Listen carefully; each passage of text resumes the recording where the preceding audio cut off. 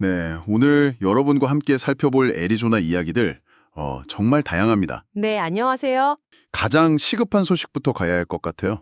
애리조나 동부 그 아파치 카운티에서 난 그리어 산불 이야기입니다. 아, 네, 이게 지금 상황이 상당히 심각합니다. 5월 13일 오전 11시쯤 시작됐는데, 바로 다음날 오전에 확인해 보니까 벌써 3,659에이커. 하루 만에요? 네, 하루 만에. 이게 축구장으로 치면 거의 2,800개 넘는 면적이에요. 근데 더 심각한 건 5월 14일 오전 기준으로 진화율이 0%였습니다. 0%요? 아이고, 정말 걱정되네요. 아니, 어떻게 이렇게 하루 만에 확 번질 수가 있죠? 원인은 아직 모른다고 하셨죠? 네, 원인은 아직 조사 중이고요. 근데 가장 큰 원인으로 꼽히는 건 역시 바람입니다. 최대 시속 65마일. 이게 거의 태풍급이거든요. 와, 65마일이요? 네. 이 강풍 때문에 불길이 동쪽 또 북동쪽으로 그냥 걷잡을 수 없이 번진 거예요. 심지어는 그 큰 비행기나 헬기 있잖아요. 공중 진화기. 소방 헬기 같은 거요? 네. 그것조차 띄울 수가 없었어요. 바람이 너무 세서. 그러니까 진화 작업에 엄청난 어려움을 겪고 있는 거죠. 그럼 지금 인명 피해나 재산 피해는 어떤 상황인가요? 특히 그리어랑 사우스포크 주민들한테는 고원론, 그러니까 즉시 대피하라는 경보가 내려졌다고 들었는데요. 맞습니다. 그게 제일 높은 단계의 대피 명령이죠. 이미 건물이 여러 채 불에 탔다는 보고가 있고요. 그리어 지역은 정전까지 겪고 있다고 합니다. 주민들 불안감이 정말 크겠죠. 어휴, 그렇겠네요. 네, 그래서 지금 소방관 100명 이상이 현장에서 정말 사투를 벌이고 있고요. 또 인근 지역 3곳의 대피소가 마련됐어요. 세인트 존스, 스프링거빌, 그리고 선라이즈 파크 리조트예요. 대피소요. 네, 특히 스프링거빌 노데오 경기장은 가축이나 RV 가지고 계신 분들을 위한 대피소로 지정됐다고 하더라고요. 좀 세심한 조치인 것 같아요. 그렇군요. 학교도 문 닫고 원격 수업으로 바꿨고 또 260번 주립도로는 일부 구간 통제되고 있다고요? 네, 마일표시 385번에서 396번 사이가 양방향 다 통제됐고요. 이거랑 스프링거빌 마을은 아예 공동으로 비상사태를 선포했습니다. 상황이 심각하니까요. 그렇죠. 그리고 나바호 카운티랑 아파치 카운티 전체에는 이미 2단계 화재 제한 조치가 내려진 상태예요. 불 사용을 엄격하게 규제하는 거죠. 근데 여기서 좀 주목할 점이 있습니다. 이번 산불이 난 지역이 2011년에 애리조나 역사상 가장 큰 산불이었던 원로 산불 기억나시나요? 네. 그때 피해가 엄청 났었죠? 50만 에이커 이상 탔다고 그런 상황이네요. 이게 지금도 계속 진행 중인 재난이고 단순히 한 지역의 문제가 아니라 뭐랄까 기후변화와 맞물려서 점점 더 강해지는 산불의 위험성 이걸 우리 모두에게 다시 한번 생각하게 만드는 것 같습니다. 지역사회의 안전 또 빠른 복구가 정말 시급해 보입니다. 네, 정말 그렇습니다. 자, 이렇게 좀 긴박한 재난 상황을 먼저 살펴봤는데요. 또 다른 한편에서는 아주 대조적인 이야기 또 있습니다. 잘 계획된 문화 행사 소식인데요. 잠시 분위기를 좀 바꿔볼까요? 네, 좋습니다. 어디죠? 피닉스의 명소 사막식물원에서 열리는 아주 특별한 발레 공연 소식이군요. An Evening at Desert Botanical Garden. 애리조나 발레단이 공연한다고요? 네, 맞습니다. 해질녘에 그 아름다운 사막 정원을 배경으로 발레 공연이라니 상상만 해도 정말 멋질 것 같은데요. 그러게요. 이번에 공연하는 작품은 베토벤 교향곡 3번 영웅 아시죠? 그 음악에 맞춰서 이반데르센이라는 분이 안무한 에로이카라는 작품입니다. 베토벤 영웅에 맞춘 발레라. 기대되는데요? 일정은 어떻게 되죠? 5월 14일부터 시작해서 5월 31일까지고요. 화요일부터 토요일까지 저녁 8시에 시작합니다. 장소는 피닉스 사막식물원이고요. 와우. 베토벤, 발레, 그리고 사막 정원이라니. 정말 독특한 조합인데요. 혹시 가볼까 하시는 분들을 위해서 티켓 가격이나 관람 팁 같은 것도 좀 알려주시죠? 아, 네. 티켓은 날짜에 따라 좀 다른데 $60 또는 $70부터 시작하고요. 미리 온라인으로 예매하시는 게 좋을 것 같아요. 네, 미리 해야겠네요. 그리고 주최 측에서는 공연 시간보다 좀 일찍 와서 정원도 좀 둘러보고 또 무용수들이 몸 푸는 모습도 구경하면서 음식이나 음료 즐기는 걸 추천하더라고요. 오, 그것도 좋겠네요. 네. 옷은 아무래도 야외니까 편안하고 좀 시원한 옷이 좋겠고요. 주차는 무료라고 합니다. 사막식물원에서 발레 공연을 하는 게 이번이 처음은 아니라고 들었는데요. 네, 맞아요. 2012년하고 2016년에도 여기서 공연을 했었고요. 사실 애리조나 발레단은 1997년부터 발레 Under the Stars라고 해서 야외 공연을 꽤 꾸준히 해왔어요. 아, 야외 공연 경험이 많군요. 그렇죠. 자연 속에서 예술을 선보이는 데는 뭐랄까 베테랑인 셈이죠. 이런 행사가 지역 주민들에게는 일상에서 좀 벗어나서 특별한 문화 경험을 할 수 있는 좋은 기회가 되는 것 같습니다. 네, 자연과 예술이 어우러지는 모습 생각만 해도 정말 근사합니다. 자, 이렇게 잘 계획된 즐거움이 있는가 하면 또 예상치 못한 문제로 골머리를 앓리는 경우도 생기죠. 이번에는 썬레이크스에 사시는 마이크 빈슨 씨의 이사 경험담으로 넘어가 보죠. 이게 좀 황당한 경우더라고요. 네, 그렇죠. 빈슨 씨가 지난 9월에요. 한 20마일, 그러니까 32km 정도 떨어진 곳으로 이사를 했어요. 그러면서 Aged Girls Move Better라는 이사업체에 시간제 요금으로 포장하고 운송하는 걸 맡겼습니다. 네, 시간제로요? 네, 총 3일에 걸쳐서 서비스를 받았고 디스커버 카드로 결제를 했는데 각각 232달러, 1,495달러, 687달러 다 합쳐서 2,414달러를 결제했죠. 여기까지는 뭐 그냥 평범한 이사 과정이에요. 그렇죠. 그런데 뭐가 문제였죠? 문제는 다음 달 카드 명세서를 받았는데 네. 이 세 건의 결제 금액이 똑같이 한 번 더 청구된 거예요. 네, 두 번이나요? 똑같은 금액이. 네, 그러니까 총 4,828달러가 청구된 거죠. 누가 봐도 이건 중복 청구 오류잖아요. 명백한 오류네요. 그래서 빈슨 씨가 바로 카드사인 디스커버에 이의를 제기했는데 처음에는 이게 정당한 청구다 이렇게 처리가 됐다고 해요. 아니, 카드사에서요? 네. 그리고 이사업체에도 여러 번 연락을 했는데 그 중복 청구대 2,414달러를 돌려받지 못했다고 빈슨 씨는 주장하고 있습니다. 아니, 이 사업체랑 직접 연락해도 해결이 안 됐다는 건가요? 그건 좀 이해가 안 가는데요. 빈슨 씨 말로는 그렇다는 거죠. 그래서 결국 지역 방송사인 에이지 패밀리 기자가 직접 나섰습니다. 청구서에 적힌 주소지를 찾아가 봤더니 이게 사업장이 아니라 그냥 일반 가정집이더래요. 아, 가정집 주소로요? 네, 그래서 초인종으로 연결된 어떤 여성분하고 통화는 했는데 확인해보고 연락 주겠다 이 말만 듣고 그 뒤로는 아무런 연락이 없었다는 겁니다. 정말 답답하셨겠네요. 게다가 이사하다가 82인치짜리 큰 TV까지 깨졌는데 그것도 보상을 못 받았다고요? 네, 맞아요. 그것까지 생각하면 정말 속이 터질 노릇이죠. 소비자가 이런 일을 당하면 정말 막막하거든요. 그쵸. 어디 하소연할 때도 마땅치 않고요. 네, 다행히 이제 방송사가 개입을 하니까 디스커버 카드사 쪽에서 이 중복 청구권에 대해서 다시 조사를 시작했다고는 합니다. 아, 그나마 다행이네요. 네, 이 사례를 보면 우리가 업체를 고르고 계약할 때, 특히 결제할 때 얼마나 꼼꼼하게 확인해야 하는지, 또 문제가 생겼을 때 소비자가 어떤 어려움을 겪을 수 있는지를 잘 보여주는 것 같습니다. 경각심을 좀 가져야 할 필요가 있어 보여요. 맞아요. 정말 남 일 같지 않네요. 자, 이렇게 개인적인 경험을 넘어서서 이제 우리 지역사회 전체의 경제 상황이나 미래에 영향을 미치는 조금 더 거시적인 이슈들로 넘어가 보겠습니다. 먼저 피닉스 지역의 물가 상승률, 인플레이션 상황부터 좀 짚어보죠. 네, 이게 금융정보 웹사이트 월렛허브에서 분석한 결과인데요. 좀 흥미롭습니다. 미국 내 23개 주요 대도시권을 비교했는데 피닉스, 메사, 스코츠데일 지역이 인플레이션 문제가 두 번째로 낮은 곳으로 나왔어요. 오, 두 번째로 낮다고요? 23개 도시 중에서 22위라는 거네요? 맞습니다. 그러니까 다른 대도시에 비해서 상대적으로 물가 상승 압력이 덜하다 이렇게 볼 수 있겠죠. 오, 이건 좀 의외인데요?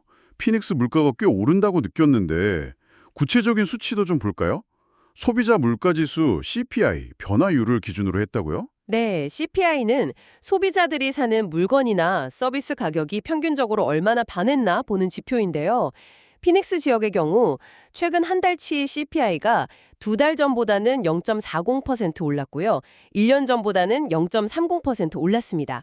이걸 종합 점수로 환산하면 25.00점이에요. 다른 도시들이랑 비교하면 어느 정도 수준인 거죠? 인플레이션이 제일 심한 곳은 어디였어요? 인플레이션이 가장 심각했던 곳은 로스앤젤레스, LA였습니다. 1위였고 점수가 87.50점이었어요. 우와, 차이가 크네요. 그렇죠. 그리고 가장 낮은 곳, 그러니까 23위는 댈러스였는데 15.28점이었고요. 피닉스는 22위로 댈러스 바로 위인 거죠. 그렇군요. 미국 전체 상황은 어떤가요? 미국 전체적으로 보면 4월 기준 연간 인플레이션율이 2.3%거든요. 이게 2021년 초 이후로는 가장 낮은 수준이긴 한데 그래도 중앙은행인 연준의 목표치인 2%보다는 아직 조금 높아요. 맞습니다. 아직 안심하기는 이르다는 거죠. 우크라이나 전쟁 여파나 노동력 부족 같은 문제들이 여전히 물가 상승 압력으로 작용하고 있다는 분석도 있고요. 결국 이 CPI 데이터라는 게 우리 지갑 사정이랑 바로 연결되는 중요한 정보네요. 피닉스가 다른 대도시에 비해 상대적으로 좀 안정적이라는 건 다행이지만 그래도 물가 자체가 계속 오르고 있다는 건 좀 염두에 둬야겠습니다. 정확합니다. 자, 이런 경제 지표와 더불어서 우리 사회의 안전망을 좀 더 튼튼하게 하려는 노력도 계속되고 있습니다. 다음 소식은 KT 홉스 주지사가 최근에 서명한 새로운 법률 상원 법안 5185에 대한 내용입니다. 이 법안이 주의회에서 만장일치로 통과됐다는 점이 좀 눈에 띄더라고요. 만장일치요. 와, 그만큼 이 법안의 필요성에 대해서는 여야 할 것 없이 다 공감했다는 뜻이겠네요. 어떤 내용을 담고 있길래요? 네, 핵심은 온라인 같은 데서 미성년자를 성적인 목적으로 유인하려는 시도 있잖아요. 이걸 훨씬 더 강력하게 처벌하겠다는 겁니다. 아, 온라인 그루밍 같은 거요? 그렇죠. 특히 주목할 부분은 위장 수사, 언더커버 스팅, 그러니까 경찰이 미성년자로 위장해서 범죄자를 유인하는 수사 방식과 관련된 어떤 법적인 허점을 보완했다는 점이에요. 허점이 있었다고요? 어떤 허점이요? 네, 기존 법으로는요, 경찰관이 미성년자로 위장하고 접근했을 때 용의자가 그 경찰관에게 유인 메시지를 보냈다고 해도 실제 피해 아동이 없다는 이유로 위험한 아동 대상 범죄로 기소하기가 좀 어렵거나 기소가 되더라도 처벌이 상대적으로 가벼웠어요. 불구속 입건되거나 집행유예를 받거나 하는 경우가 있었죠. 아니, 실제 아동이 아니었다는 이유로요? 그 의도 자체가 나쁜 건데. 바로 그겁니다. 그래서 이 새 법은 위험한 아동 대상 범죄의 정의를 바꿔서 설령 유인 대상이 실제 아동이 아니라 위장한 경찰관이었다고 하더라도 그 범죄 의도 자체를 아주 심각하게 보고 처벌 수위를 대폭 높인 겁니다. 아, 그렇군요. 그럼 구체적으로 처벌이 어떻게 달라지는 건가요? 이제 미성년자 유인 혐의로 기소되면요. 설령 위장 수사에서 잡혔다고 해도 무조건 구금됩니다. 예전처럼 그냥 불구속 상태로 풀려나는 일이 없어지는 거죠. 네. 그리고 평균 형량도요. 기존에는 위장 수사 관련해서 유죄 판결 받아도 평균 한 24개월, 그러니까 2년 정도 집행유예가 많았는데 이제는 평균 10년형으로 아주 크게 올라갔습니다. 와, 10년형이요? 정말 대폭 강화됐네요. 이 법안이 나오게 된 특별한 계기 같은 게 있었나요? 네, 이 법안을 발의한 분이 자네이션프주 상원 의원인데요.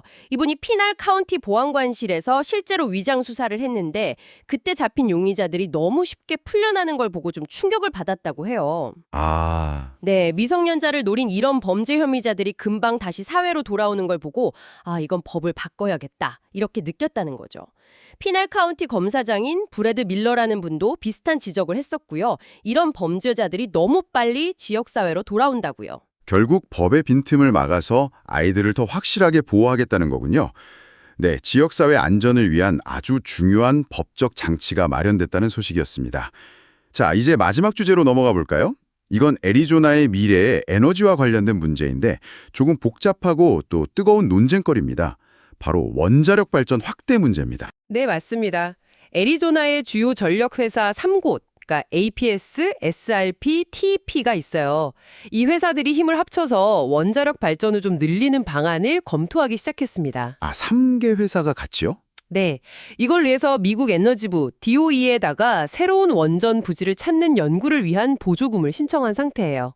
이 연구만 3년이 걸릴 거라고 하네요. 원자력 발전을 확대하려는 가장 큰 이유는 역시 늘어나는 전기 수요 때문이겠죠? 그렇죠. 아무래도 인구도 늘고 또 산업시설, 특히 요즘 데이터 센터 같은 게 전기를 엄청나게 쓰잖아요. 아, 맞아요. 데이터 센터. 네, 이런 것 때문에 안정적인 전력 공급원을 확보하는 게 아주 시급하다 이렇게 보고 있는 거죠. 연구하고 부지 선정하고 실제 가동까지 하려면 시간이 꽤 걸리겠네요. 네, 부지 선정만 빨라도 2020년대 후반이고요. 실제 원전이 돌아가려면 2040년대 초반쯤으로 예상하고 있어요. 와, 2040년대요? 정말 장기적인 계획이군요. 그렇죠. 에너지 인프라라는 게 원래 그렇게 긴 시간을 보고 준비해야 하는 거니까요. 아직 먼 얘기 같지만 지금부터 논의를 시작해야 하는 거죠. 어떤 종류의 원전을 생각하고 있는 건가요? 요즘 보면 소형 모듈 원자로 SMR이라고 하던데 그런 얘기도 많이 나오잖아요. 네, 바로 그 SMR, 스몰 모듈러 리액터가 유력한 대안 중 하나로 거론되고 있습니다. 아, SMR이요? 네, SMR은 기존의 아주 큰 원자로보다 크기가 작아요. 한 기당 최대 300메가와트 정도 생산하는데 이걸 공장에서 모듈 형태로 만들어서 현장에서 조립하는 방식이에요. 아, 공장에서 만들어서요? 네, 그래서 건설 기간도 짧고 비용도 상대적으로 덜 들고 또 부지 선정에도 좀 더 유연하다는 장점이 있죠. 물론 그렇다고 기존과 같은 아주 큰 대형 원자로 건설 가능성을 아예 배제한 건 아니고요. 그것도 같이 검토하고 있습니다. 참고로 기중에 있는 팔로우버디 원자력 기전소는 규모가 어느 정도죠? 피닉스 서쪽에 있는 팔로우버디 발전소는 한 기당 1,400메가와트를 생산해요. SMR하고 비교하면 훨씬 크죠. 그렇군요. 팔로우버디 발전소는 미국에서도 꽤 오래되고 유명한 원전 아닌가요? 맞습니다. APS가 운영하고 있는데 1986년에 1호기가 처음 가동을 시작했으니까 벌써 거의 40년 가까이 된 거죠. 와, 40년이요? 네. 애리조나뿐만 아니라 인근에 있는 캘리포니아, 뉴멕시코, 텍사스 일부 지역까지 전기를 공급하는 아주 중요한 역할을 해왔습니다. 한때는 미국에서 가장 큰 원전이었어요. 아, 그랬군요. 네. 근데 최근에 조지아주에 있는 보글 발전소라고 거기가 원자로를 추가로 더 지으면서 이제는 보글 발전소가 미국 최대 규모가 됐죠. 자, 그럼 이 원자력 확대 계획에 대해서 찬성하는 쪽과 반대하는 쪽, 양쪽 의견을 좀 더 자세히 들어봐야 할 것 같아요. 찬성하는 쪽은 주로 어떤 점을 내세우나요? 역시 가장 큰 장점은 안정성하고 효율성입니다. 원자력은 날씨가 어떻든 밤이든 낮이든 상관없이 24시간 내내 꾸준하게 대규모 전력을 만들 수 있잖아요. 그렇죠. 재생에너지는 가능성 문제가 있으니까요. 네. 그리고 효율성 측면에서는 파멜라 카터라는 주 하원 의원이 젤리곰 비유를 들기도 했는데요. 젤리곰이요? 네, 그 손톱만한 작은 해결료 펠렛 하나가 석탄 1톤, 천연가스 17,000 입방피트, 석유 149갤런하고 맞먹는 에너지를 낸다는 거예요. 에너지를 얻을 수 있는 아주 효율적인 에너지원이다, 이런 주장인 거죠. 효율성은 정말 높아 보이는데 그럼 사람들의 인식은 좀 어떤가요? 원자력에 대한 지지도가 예전보다는 좀 높아졌다는 얘기도 있는 것 같던데요? 네, 그 퓨 리서치 센터 조사 결과를 보면 원자력 발전에 대한 지지 여론이 과거보다는 확실히 좀 올라간 건 맞아요. 네. 하지만 여전히 풍력이나 태양광 같은 재생에너지에 대한 선호도가 훨씬 더 높습니다. 아직까지는요. 아, 역시 재생에너지 선호가 더 높군요. 네, 이런 상황을 고려해서인지 애리조나주 내에서 전기요금이나 수도요금 같은 걸 규제하는 기관이 있어요. 애리조나 기업위원회, 애리조나 커포레이션 커미션이라고. 네, ACC요. 네, 거기서 오는 5월 21일에 원자력 관련해서 워크숍을 열어서 공개적으로 논의하는 자리를 마련할 예정이라고 합니다. 아, 공개 워크숍이요? 네, 특히 그 위원 중에 르네 로페지라는 분이 있는데 이분이 원자력 공학학위가 있거든요. 이분 말이 원자력을 그냥 마법상자처럼 취급하면 아무도 안 받아들인다. 그러니까 기술에 대해서 투명하게 정보를 공개하고 대중들을 교육하는 과정이 꼭 필요하다. 이렇게 강조하더라고요. 맞는 말이네요. 투명한 정보 공개 그리고 공론화 과정이 정말 중요하겠어요. 반면에 반대하거나 우려하는 목소리도 당연히 있을 텐데요. 어떤 점들을 주로 지적하나요? 네, 만만치 않습니다. 역시 가장 큰 우려는 안전 문제하고 환경 문제죠. 특히 메이 페숄라카 아이라는 주 하원 의원이 있는데 이분은 나바호 네이션 지역의 그 어두운 역사를 지적합니다. 나바호 네이션의 역사요? 네, 과거에 그 지역에서 우라늄을 채굴했거든요. 그 과정에서 많은 원주민 노동자들이 방사능에 노출돼서 폐암이나 고람으로 엄청난 고통을 받았어요. 아, 그런 일이 있었군요. 네. 그리고 채굴 때문에 수질 오염도 심각했고 지금도 그 지역에 500개가 넘는 폐광이 그냥 방치되어 있다는 거예요. 이런 역사적인 상처, 트라우마 때문에 원자력 관련 시설에 대한 불신이 아주 깊을 수밖에 없다는 거죠. 아, 그건 정말 심각한 문제네요. 과거의 상처가 현재 논쟁에도 계속 영향을 미치고 있는 거군요. 그럼 환경단체 입장도 비슷하겠네요. 네, 그렇습니다. 대표적으로 시에라 클럽의 샌디 바국장이 있는데요.